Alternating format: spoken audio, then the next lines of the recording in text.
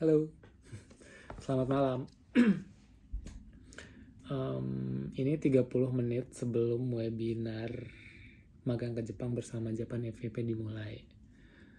Gua di akhir webinar akan memberikan sedikit hadiah kecil buat teman-teman peserta webinar yang sebenarnya adalah surat dari diri gua saat ini untuk diri gua sendiri di masa lalu, yaitu diri gua versi sebelum berangkat ke Jepang. Cuman gue pengen banget bacain surat ini agar ada bentuk audiovisualnya.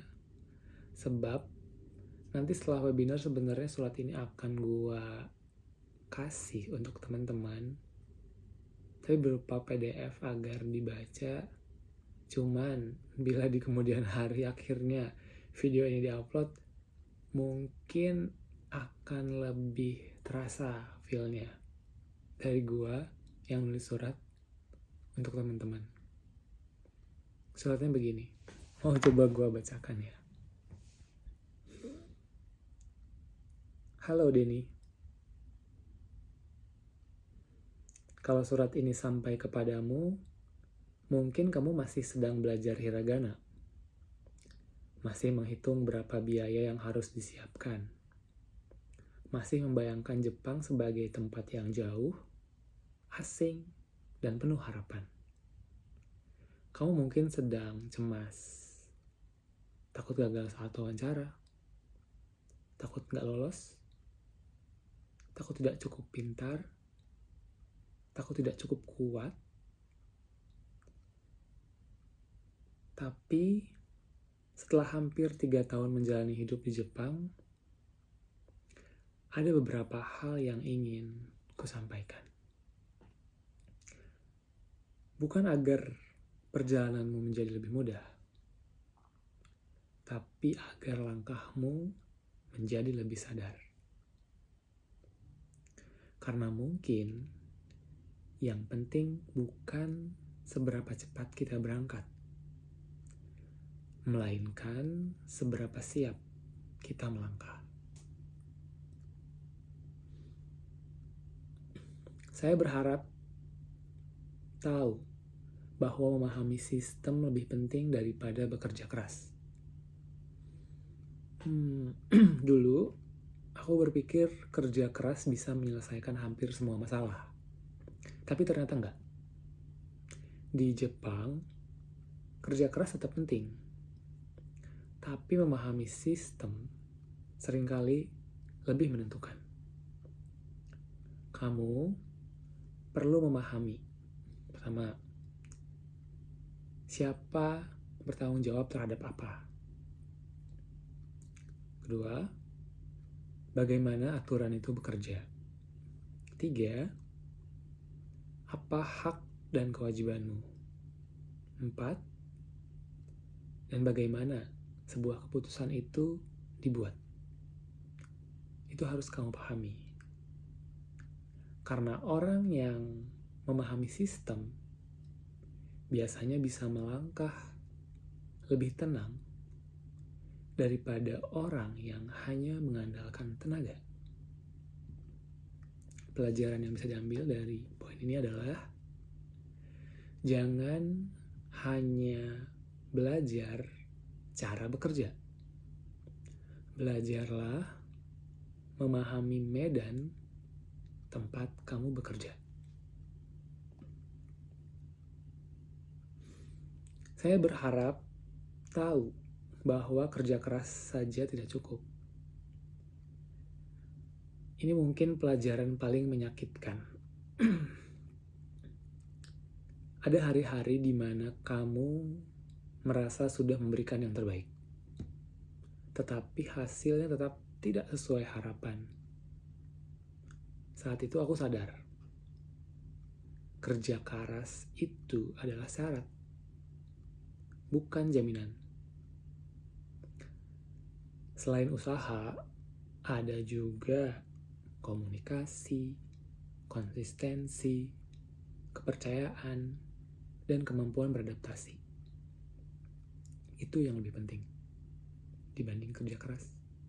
pelajaran yang bisa diambil adalah kerja keras memang membuka pintu, tetapi memahami cara berjalan di dalamnya adalah cerita yang berbeda.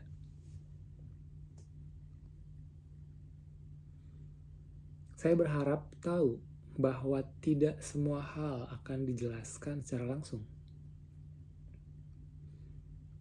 Kamu akan sering bingung.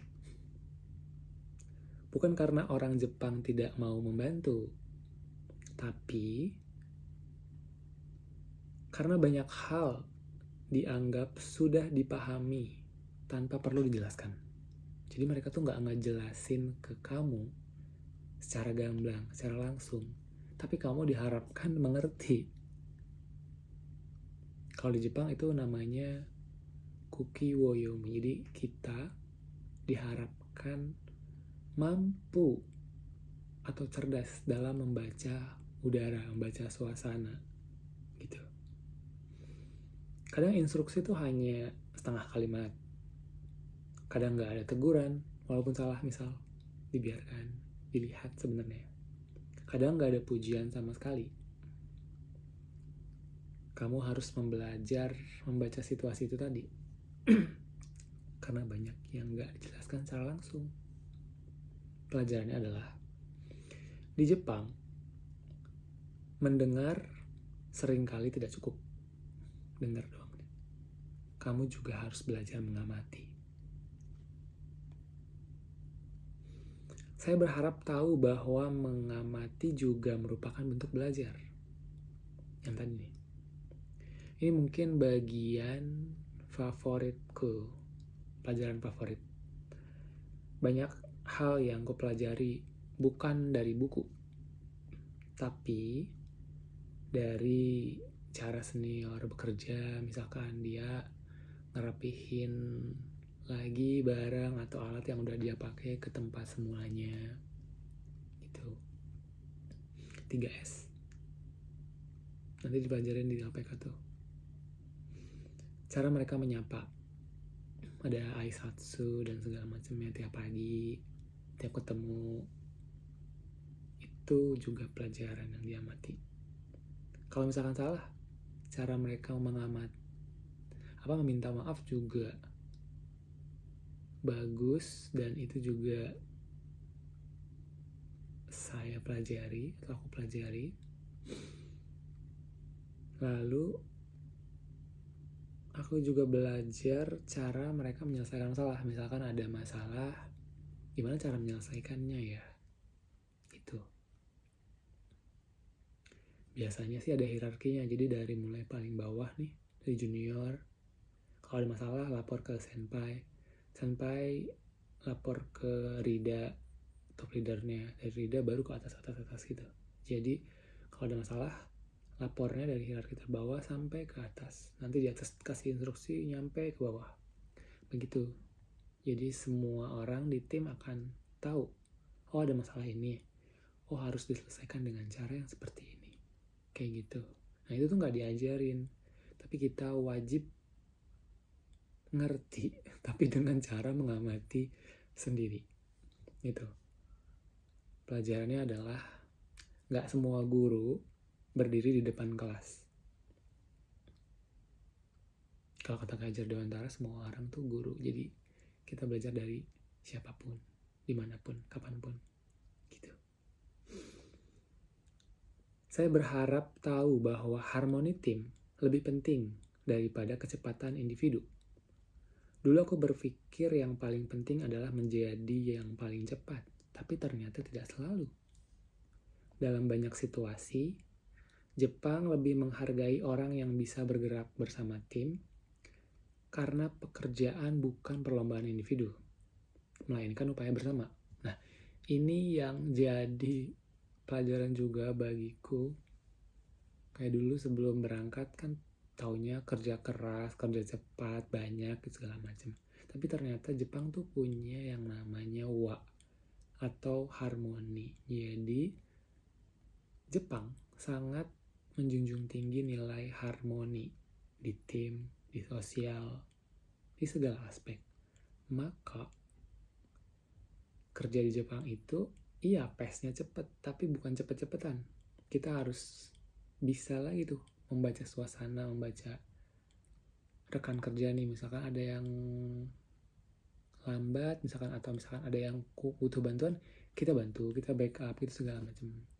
Jadi bukan kalau mindset awal kan kita pengen cepet-cepetan, yang paling cepet tuh kita merasa kita paling pinter, paling banyak, paling berjasa gitu. Di sini gitu nggak dihargain sama sekali.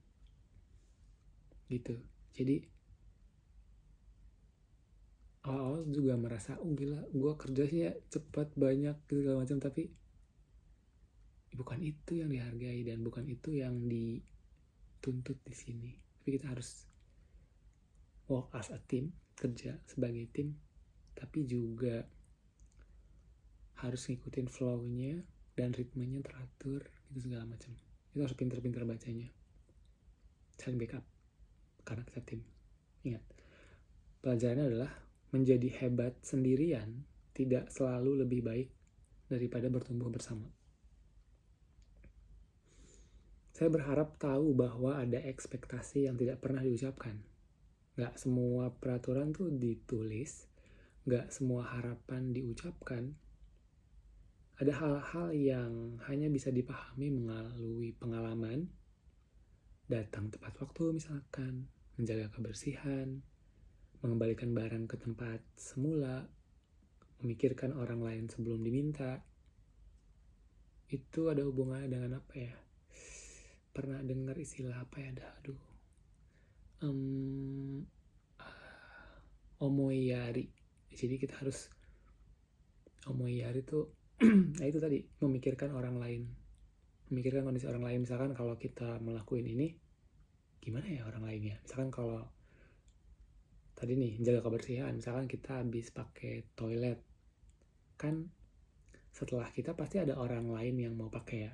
Nah maka kita harus mikirin tuh, kalau kita udah pakai toilet kan pasti kotor, berarti harus kita bersihkan karena akan ada orang lain setelah kita yang pakai toilet. Itu namanya omoiyari itu. Itu penting juga.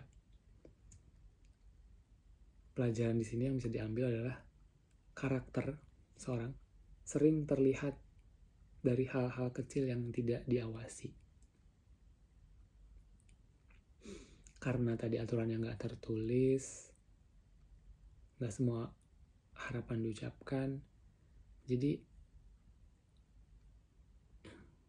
nanti pas kerja tuh kan gak selalu juga diawasin oleh bosnya, oleh Sacho. Pokoknya bisa kelihatan lah mana yang benar-benar kerja, mana yang enggak serius gitu. Pokoknya kelihatan lah kalau lagi nggak diawasin, kelihatan. Tinggal pilih kita mau jadi yang mana. Saya berharap tahu bahwa menjadi orang asing berarti lebih terlihat. Benar nih, sebagai orang asing, kamu tuh akan lebih diperhatikan. Kesalahan kecil aja bisa lebih terlihat karena kamu orang asing.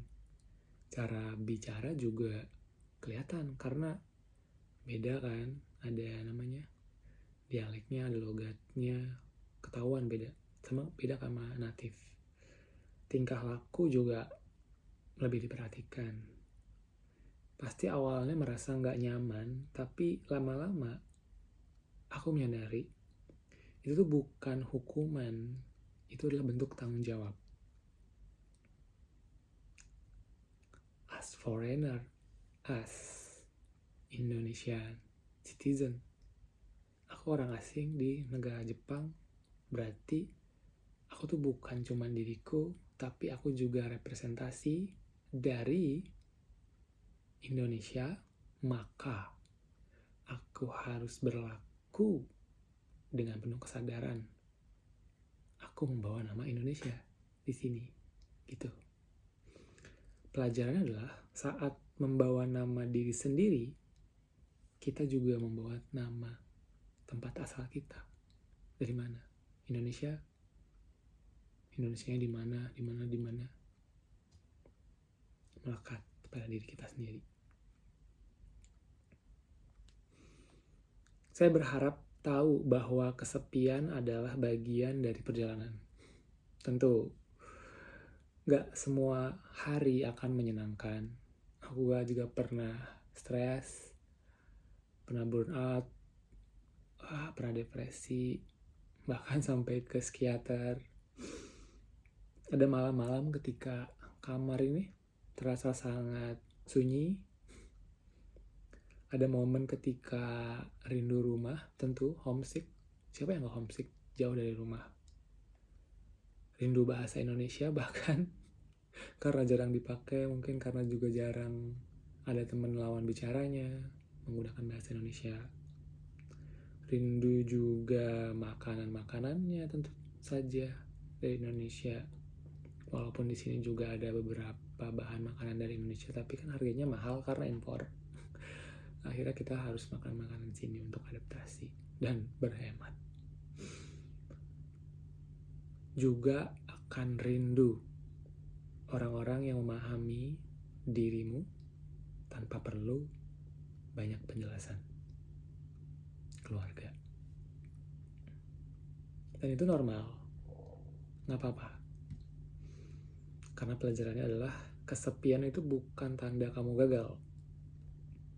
Kesepian adalah bagian dari proses kamu bertumbuh. Saya berharap tahu bahwa adaptasi membutuhkan waktu. Kamu tidak harus langsung hebat. Tidak harus langsung lancar berbahasa Jepang. Tidak harus langsung nyaman. Berikan dirimu waktu. Karena adaptasi bukan perlombaan. Setiap orang punya pace-nya masing-masing. Pelajarannya adalah bertumbuh lebih mirip perjalanan jauh daripada lari cepat. Jadi kayak lebih mirip ke maraton kali ya dibanding sprint.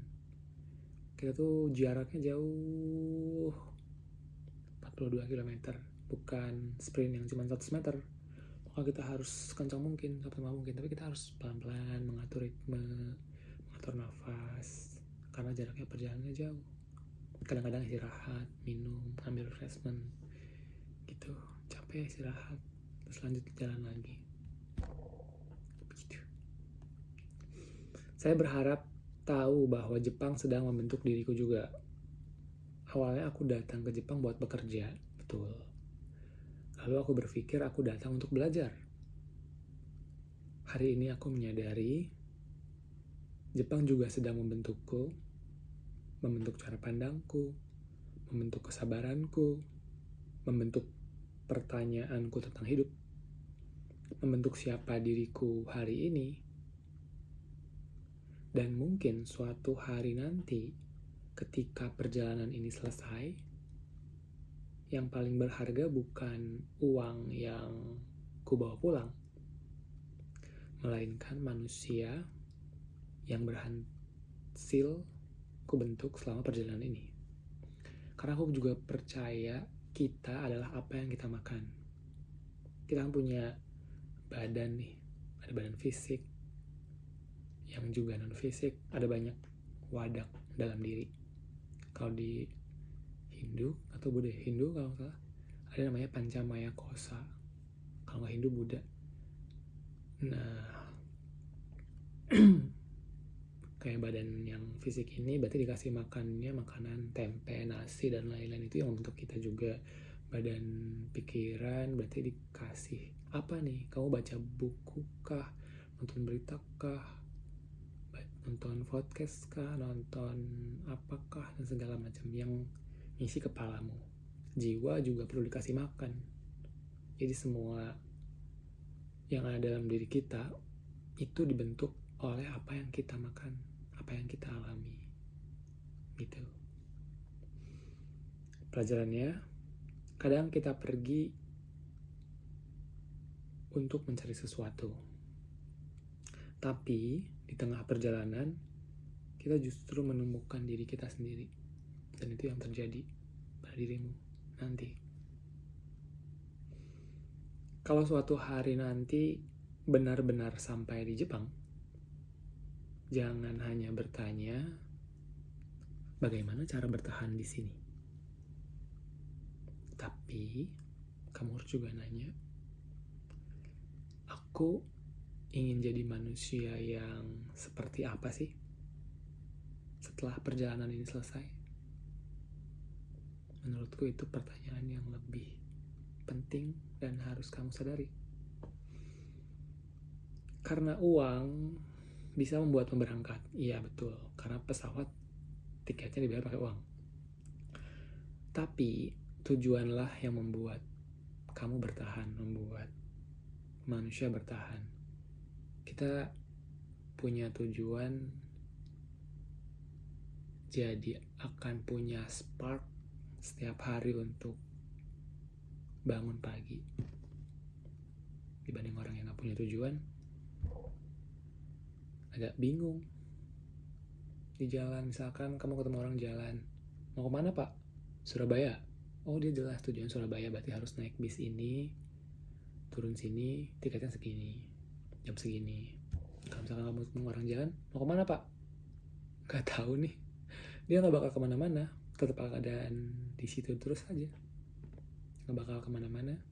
Bahkan bingung, mungkin dia ngeliatin orang lalu lalang segala macam pergi, bertumbuh, tapi dia tetap stuck di situ karena dia gak punya tujuan. Maka punya tujuan itu penting. Itu aja.